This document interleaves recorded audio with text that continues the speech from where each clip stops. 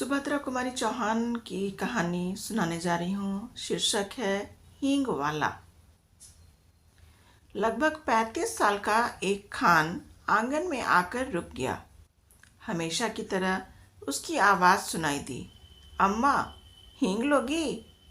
पीठ पर बंधे हुए पीपे को खोलकर उसने नीचे रख दिया और मौलसीरी के नीचे बने हुए चबूतरे पर बैठ गया। भीतर बरामदे से 9-10 वर्ष के एक बालक ने बाहर निकलकर उत्तर दिया, अभी कुछ नहीं लेना है, जाओ। पर खान भला क्यों जाने लगा। जरा आराम से बैठ गया और अपने साफे के छोर से हवा करता हुआ बोला, अम्मा हींग ले लो, अम्मा हम अपने देश जाता है, बहुत दिनों में लौटेगा। सावित्री रसोई घर से हाथ धोकर बाहर आई और बोली, हींग तो बहुत सी ले रखी है खान, अभी 15 दिन हुए नहीं, तुमसे ही तो ली थी।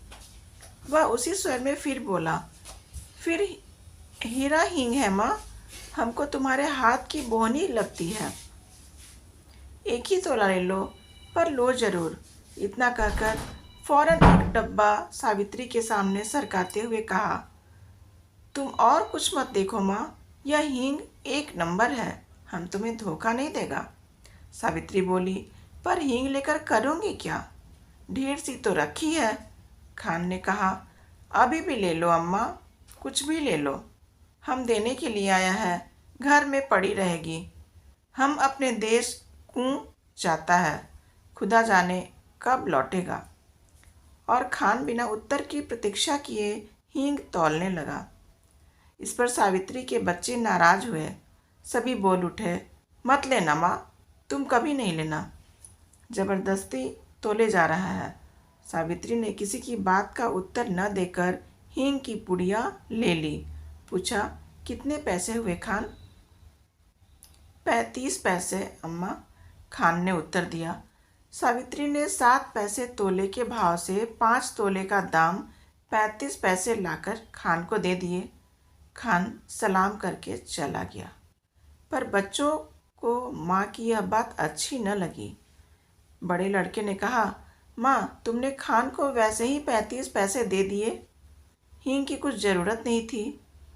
छोटा माँ से चिढ़कर बोला, दो माँ, 35 पैसे हमको भी दो, हम बिना लिए न रहेंगे। लड़की जिसकी उम्र 8 साल की थी बड़े गंभीर स्वर में बोली, तुम माँ से पैसे न मांगो, वह तुम्हें न देगी, उनका बेटा वही खान है। सावित्री को बच्चों की बातों पर हंसी आ रही थी। उसने अपनी हंसी दबाकर बनावटी क्रोध से कहा, चलो चलो, बड़ी बातें बनाने लग गए हो, खाना तैयार है, खाओ। छोटा बोला, पहले पैसे दो, तुमने खान को दिए हैं। सावित्री ने कहा, खान ने पैसे के बदले में हींग दी है, तुम क्या दोगे? छोटा बोला, मिट्टी देंगे। सावित्री हंस पड़ी, अच्छा चलो, पहले खाना खा लो, फिर मैं रुपया तुड़वा कर तीनों को पैसे दूंगी।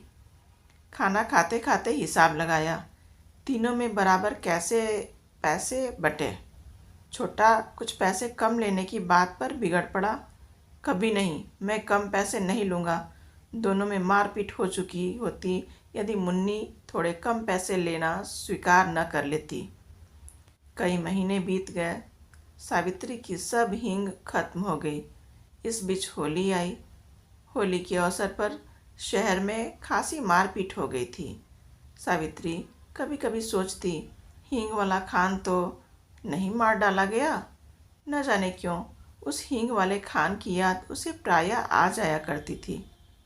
एक दिन सवेरे सवेरे सावित्री उसे मौलसीरी के पेड़ के नीचे चबूतरे पर बैठी कुछ बुन रही थी। उसने सुना उसके पति किसी से कड़े स्वर में कह रहे हैं, क्या काम है? भीतर मत जाओ, यहाँ आओ।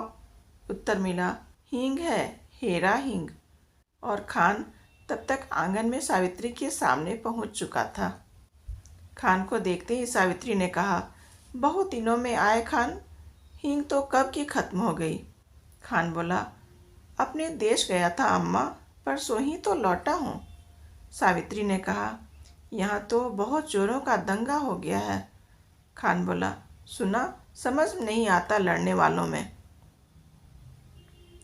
सावित्री बोली, खान तुम हमारे घर चले आए, तुम्हें डर नहीं लगा? दोनों कानों पर हाथ रखते हुए खान बोला, ऐसी बात मत करो अम्मा। बेटे को भी क्या माँ से डर हुआ है जो मुझे होता? और इसके बाद ही उसने अपना डिब्बा खोला और एक चटाक हींग तौलकर सावित्री को दे दी। रेजगारी दोनों में से किसी के पास नहीं थी। खान ने कहा कि वह पैसा फिर आकर ले जाएगा। सावित्री को सलाम करके वह चला गया। इस बार लोग दशहरा दूने उत्साह के साथ मनाने की तैयारी में थे। 4 बजे शाम को माँ काली का जुलूस निकलने वाला था। पुलिस का काफ़ी प्रबंध था। सावित्री के बच्चों ने कहा, हम भी काली का जुलूस देखने जाएंगे। सावित्री के पति शहर से बाहर गए थे। सावित्री स्वभाव से भीरू थी। उसने बच्चों को पैसों का, खिलौनों का, सिनेमा का न जाने कितने प्रलोभन दिए, पर बच्चे न माने। नौकर रामू भी जुलूस देखने को बहुत उत्सुक हो रहा था। उसने कहा, भेज दो ना माँ जी, मैं अभी दिखाकर आता हूँ। लाचार होकर सावित्री को जुलूस देखने के लिए बच्चों को बाहर भेजना पड़ा। उसने बार बार रामू को ताकीद की कि दिन रहते ही वहाँ से बच्चों को लेकर लौट आए। बच्चों को भोजन के साथ ही सावित्री लौटने की प्रतीक्षा करने लगी। देखते ही देखते दिन ढल गया। अंधेरा भी बढ़ने लगा, पर बच्चे न लौटे। अब सावित्री को न भीतर चैन था न बाहर। इतने में से उसे कुछ आदमी पकड़ पकड़ सड़क पर भागते हुए जान पड़े। वह दौड़कर बाहर आई। पूछा, ऐसे भागे क्यों जा रहे हो? जुलूस तो निकल गया है ना? एक आदमी बोला, दंगा हो गया है जी, बड़ा भारी दंगा। सावित्री के हाथ पैर ठंडे पड़ गए। तभी कुछ लोग तेजी से आते हुए दिखे। सावित्री ने उन्हें भी रोका। उन्होंने भी कहा, दंगा हो गया है। अब सावित्री क्या करे? उन्हीं में से एक से कहा, भाई तुम मेरे बच्चों की खबर ला दो। 2 लड़के हैं, 1 लड़की। मैं तुम्हें मुंह मांगा इनाम दूंगी। एक देहाती ने जवाब दिया, क्या हम तुम्हारे बच्चों को पहचानते हैं माँ जी? यह कहकर वह चला गया। सावित्री सोचने लगी, सच तो है, इतने भीड़ में भला कोई मेरे बच्चों को कैसे खोजे? पर अब वह करे भी तो क्या करे? उसे रह रह कर अपने पर क्रोध आ रहा था। आखिर उसने बच्चों को भेजा ही क्यों? वे तो ठहरे जिद्दी, जिद तो करते ही, पर भेजना उसके हाथ की बात थी। सावित्री पागल सी हो गई। बच्चों की मंगल कामना के लिए उसने सभी देवी देवता मना डाले। शोरगुल बढ़कर शांत हो गया। रात के साथ साथ नीरवता बढ़ चली, पर उसके बच्चे लौटकर न आए। सावित्री हताश हो गई और फूट फूट कर रोने लगी। उसी समय उसे वही चिरपरिचित स्वर सुनाई पड़ा, अम्मा।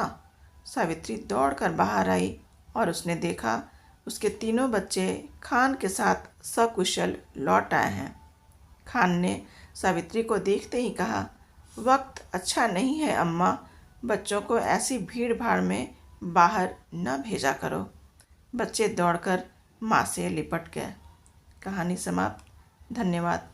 कहानी पसंद आए तो इसे लाइक, सब्सक्राइब और शेयर ज़रूर करें। धन्यवाद।